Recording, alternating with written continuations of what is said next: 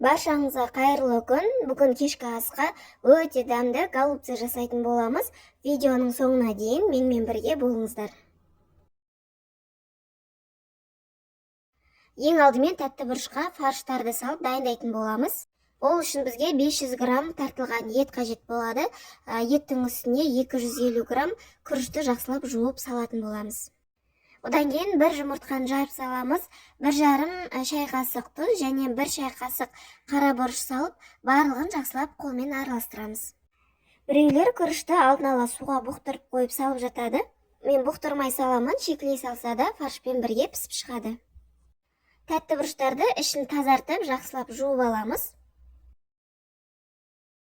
Тартылған етті перецтің ішіне салып шығамыз. Етті толығымен бетіне дейін толтырып салмаймыз, себебі біздің күріштеріміз ісінетін болғандықтан кішкене орын қалдырамыз. Перецтерді дайындап болған соң сорпасына кірісемін, 2 пиязды кубиктеп турап аламын.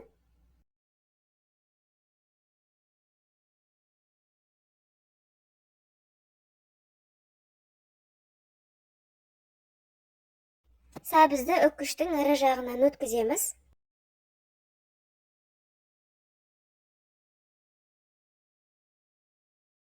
Картопты орташа көлемде қатты ірі және майда қылмай турап шығамыз.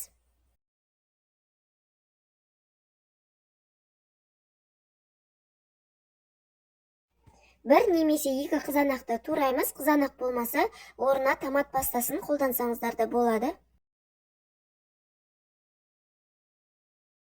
Алдымен қазанға қызып тұрған майға пиязымызды салып, сарғайғанша қуырып аламыз.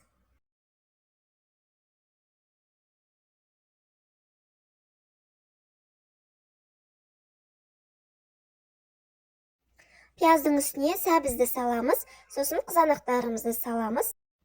Жақсылап араластырып 2-3 минуттай қуырамыз.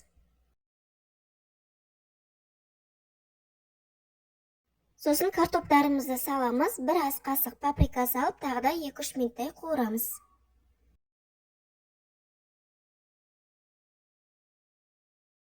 Қуырып болған соң керек мөлшерде су құямыз. Біреулер сорпасымен жақсы көреді, біреулер қою жегенді ұнатады, сондықтан сорпаны өздеріңіздің қалауларыңызша құясыздар. Сорпа қайнаған соң татымына қарай тұз салып, жақсылап араластырып, голубцыларды салып шығамыз.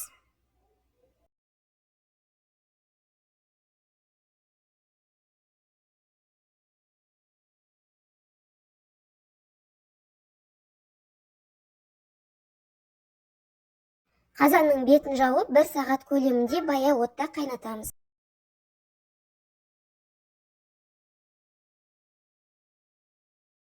Кешкі асқа тамағымыз дайын, өте дәмді болып шыққанын жасап көріңіздер.